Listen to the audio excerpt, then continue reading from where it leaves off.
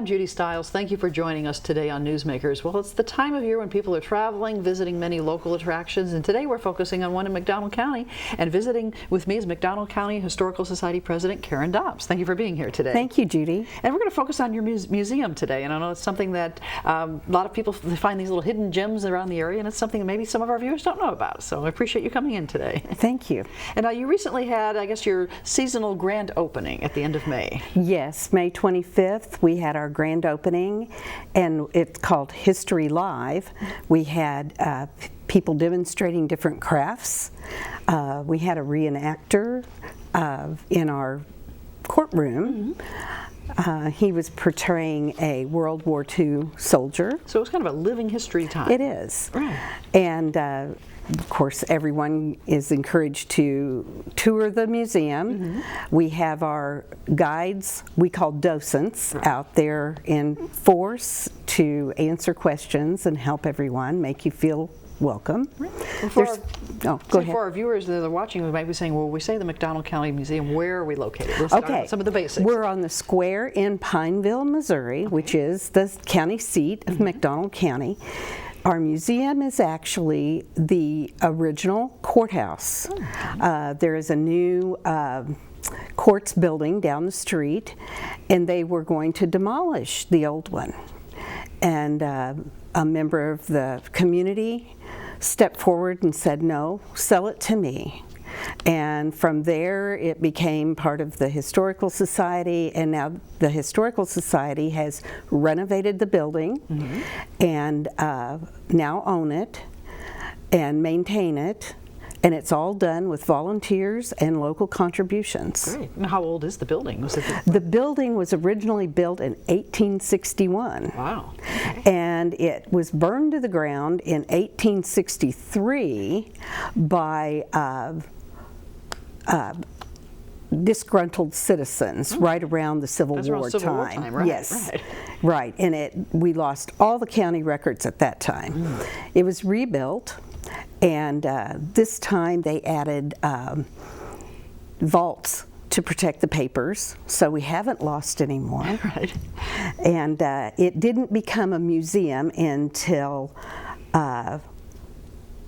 let's see, 2013. So just within the last 6 or 7 years ago it began. In 2012, it was put on the National Register of Historical Buildings, and then we finished the restoration and opened it in 2013. Well, it sounds like it really ties in well with it being a museum, but also the history tying around the courthouse and just the whole county, just right there in the heart of the town. Yes. Tying everything together. So today I'd like to spend some time, we'll show some people what you have, some of the features, but you mentioned run by volunteers. So when we go to visit the courthouse, we're going to meet some of the members of the community who are sharing with us. That's right. There's all kinds of Historical Society members, and the board members are a working board, and they're often in there as the guides. Right. So we have some pictures I know that you shared with us, so let's take a look at some of the pictures to let people visualize what we're talking about today as we go through. So these photos will kind of give you a feel, and we'll talk about them. And we start out, of course, this is to let you recognize where you're at, the sign outside. Right, this is our sign outside, and as it says, we're open June through December, the first part of December, from 11 to 4 on Fridays and Saturdays. But you can also call the number that shows there for a private showing. Good. We gladly open for families or reunions or sometimes groups like that. I imagine you have a lot of children coming through too, especially when school starts in the fall. Yes, and truthfully, actually we have all the 4th graders in McDonald County schools tour through. Great. And we do a scavenger hunt with them, and take them in every room and tell them about the history of their county, and they become part of our history. Great. Okay, let's go on to the other pictures, and this obviously establishes the outside of the building. Yes, and up in front of the photo of the courthouse is the plaque about being on the National Register. It must have been quite a job just to restore the building itself. It was. It took a lot of time, a lot of hours, and a lot of money. Right. There's a lot of people working together to get it done, I'm sure. So, but it's well worth it. It's beautiful inside. Well, let's move along with the pictures, and obviously we're inside now. So, this was from our grand opening. This is who won a raffle of a Doug Hall print. Doug Hall is a benefactor of ours, and every year he has donated a print that we sell chances to, and then it's awarded on our opening day. So you have a lot of community supporters that are helping you not only voluntarily but financially. Yes, keep the facilities absolutely, we do. Together. So, we do. Well, let's move along to the next picture then. Now it's living history, as I mentioned. Yes, this is one of our volunteers. Her name is Leanna Schleshman, and she is very musical, and she dressed up and brought her instrument and played for our guests while we were having our grand opening. She also was the star of our radio play called Snake County Stories. And so she plays a number of different roles for you in sharing the living history. Let's move on to the next picture then. This is our representative, Dirk Deaton. He attends our events and is a big supporter of ours, and we're a supporter of his. Right. So it's good to have supporters in many different areas and tying them along. Okay, let's move along to the here we have some food. Yes, this is Dr. Larry Quinality, and he does campfire cooking. He's attended our History Live many times and provides samples for people to taste and shows them how to cook over a fire. So that was a good experience that day to be able to have that hands-on opportunities of what the cooking over and is like. He's fun to talk to. Looks like he's enjoying it too, and tying that along. Okay. And these are some of our volunteers that act as guides. They're inside of our gift shop, manning it during our grand opening. Great. Okay, so the facilities, the things to see, but you also have a gift shop for people. We have a gift shop, and we sell many history books about the history of McDonald County and families that are in McDonald County, and then some. We have puzzles that are made from postcards, antique postcards of our area, and things like that. So just learning by doing and tying them together. Keepsakes. Right. Okay, the next picture. Oh, here we have some more history. This is a reenactor, World War II soldier, and this was in our courtroom upstairs in the courthouse during our grand opening. So they were able to attend and listen to the sessions where he was sharing some history from the time period. He was very interesting. Great. Okay, next we have a poster, it looks like. Okay, this I've referred to Snake County Stories. This is one of our activities throughout the year. It acts as a little fundraiser, but it's really educational. Snake County Stories was written with a grant from the Arts Council in Missouri a few years back. And Snake County is a nickname for McDonald County. Okay. And it is a radio play, and it covers the history of McDonald County from turn of the century clear to modern day in kind of a fun way, and it's always reasonable admission to attend. And this past year we had it in the Performing Arts Center at McDonald County High School, and it's state of the art, it's brand new, and so we had very comfortable seating and good lighting and lots of extra things. More room for the audience, I'm sure. Yes. This was then kind of set up on the stage. There's music throughout, a lot of Brumley music, because Alfred Brumley is from McDonald County, and the lines are often just very funny. And you've been doing this for a number of years? Yes, we've been doing it now for 3. It was written 6 years ago and performed a few times then, and then it was kind of put to rest. But it was written and meant to be shown over and over. Okay. So when are the dates this year? We actually haven't set the dates. Okay, but it'll be sometime later this summer? Later on. This was in January when we had this one. Okay. but we have had summer performances and a lot of community involvement and Crowder College. Looks like a lot of people working together on that. So our next picture looks like once again enjoying some music. That was in the lobby before the performance. Some of our musicians, local musicians that play at our events. Great. All right. Let's move on to the next picture. It looks like it's a special dinner here. This is our spring banquet without the people in the picture. We've held it at River Ranch in Knoll, Missouri. And as you can see, this is a beautiful venue. The windows in the background look out over Elk River. And we have a great deal of fun. We usually have some entertainment. We have auctions, and it's the major fundraiser. So it serves as socialization, but also helps you raise some funds. Yes. And so a lot of people from throughout the county, throughout the region, come in to help you at this They time. do. We have people from 3 or 4 states come. Great. All right. All right, let's move on, and now we're back in the museum. That's one of our volunteers that was in charge of our auction, and she's standing next to some of our live auction items. Okay. But behind her is the room where we had our silent auction set up. Okay. So a lot of people contribute to help you out this way. That's right. That's right. They're all donations. When you mentioned your working board, is this part of your working board? Just Yes. going out and helping gather all of these items? Gather these things and setting up the auction and the banquet. Right.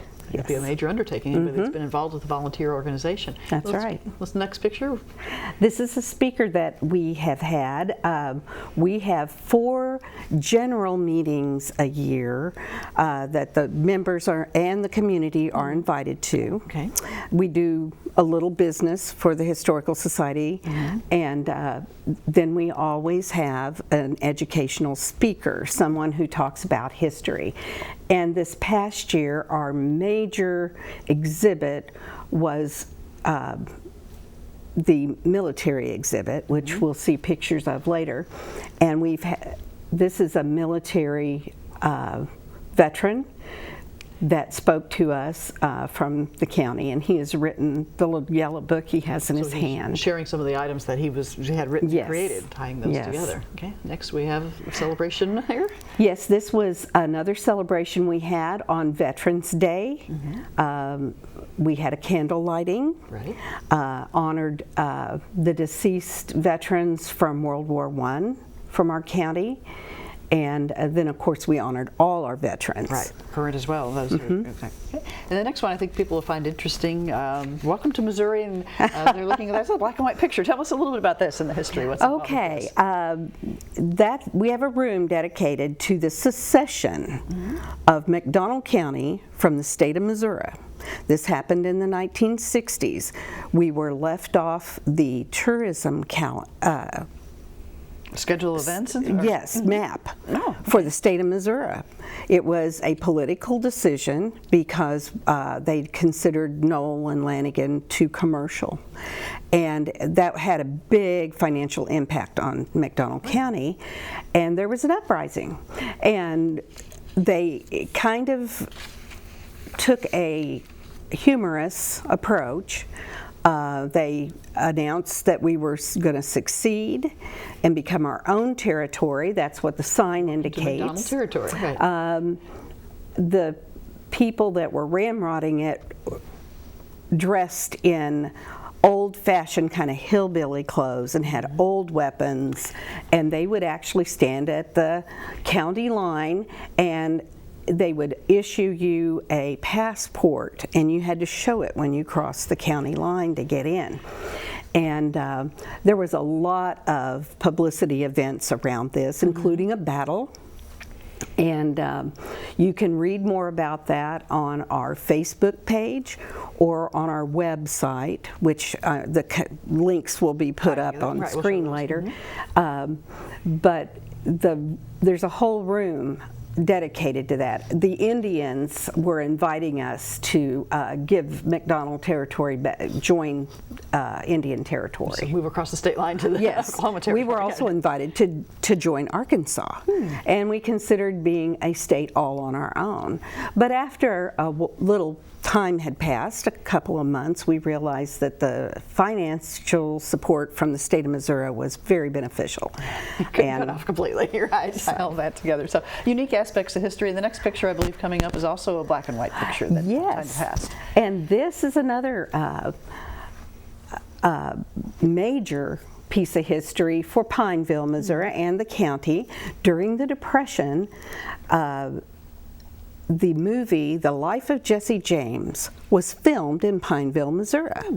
Jesse James never actually was in Pineville, to our knowledge, but the producers of the film were looking for an area that looked the most like his hometown, right. Jesse James' hometown when he grew up in northern Missouri.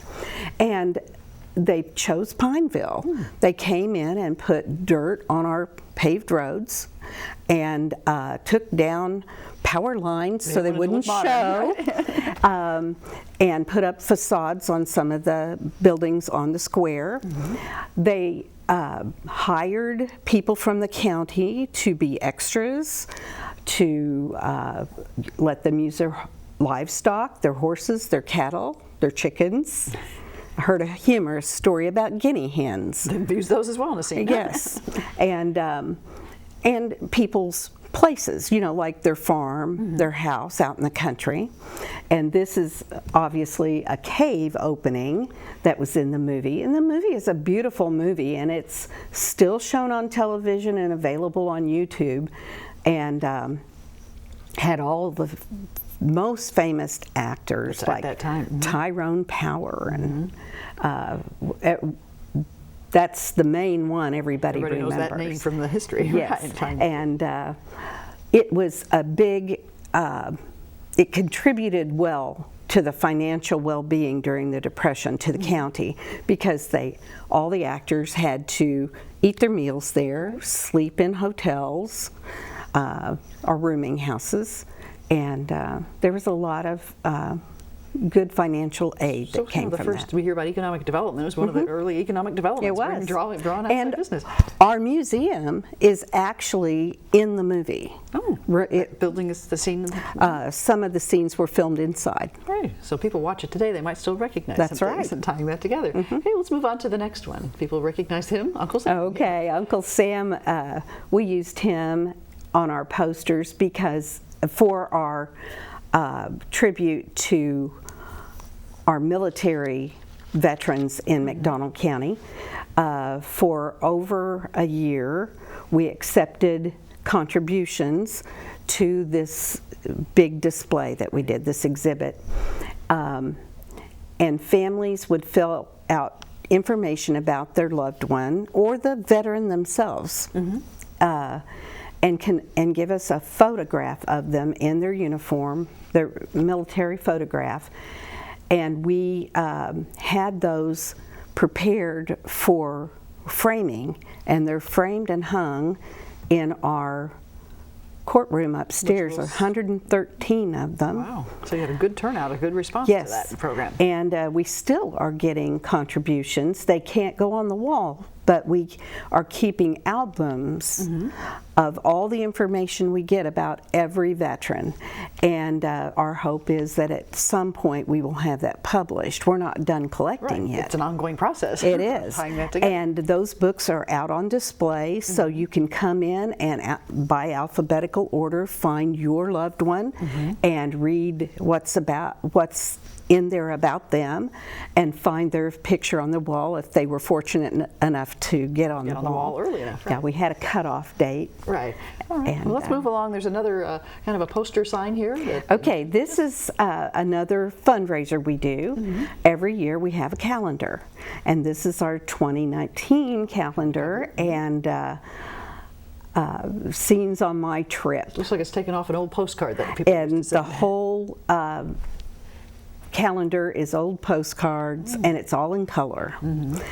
Next year will be Main Streets in McDonald County, and it will be black and white because those old pictures are all black and white. Right. But we sell those, and that's one of the ways we raise funds for our Great. Okay, let's look museum. a couple more pictures. Let's look here. It looks like another presentation. Yes. This is also a military veteran doing a presentation to a group of fourth graders. All the fourth graders in McDonald County tour our museum during the school year. We do a scavenger hunt with them, and they get to tour the entire building with a guide in small groups. Right. But we have a veteran that speaks to them about the importance of service and for just a few minutes before they start out. Right, to give them a good appreciation of history. Yes. Let's move on to the next one. We have, it looks like a little hands-on here. This is another fourth grade tour photo. This is one of our guides and a student in the courtroom because we do a mock trial. It's done in a humorous way, but with a few facts that are historically accurate, and we have the students portray the judge and the attorneys, the jury, the bailiff, so they become the part defendant. Of the story, right? Yes, and every student gets to sit in the judge's chair. Great. Okay, a couple more. We have, looks like some books here. The history. That's in our gift shop. These are James Reed books. James Reed has put out many books that are compilations of articles out of newspapers. And you can see the dates on these are different. He has one for each year. And then now he's coming out with some from different locations in the county. They're put together by location.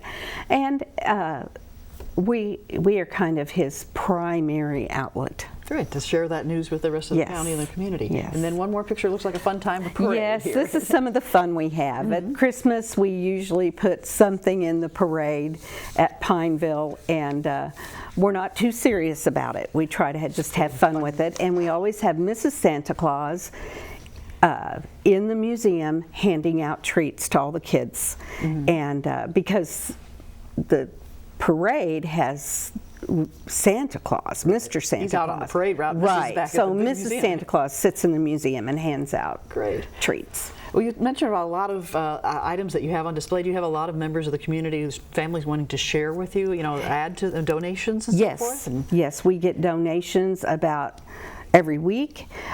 Those are always considered by our board and voted on. Right. Then we take them and catalog them for safekeeping in our archives or display in the museum.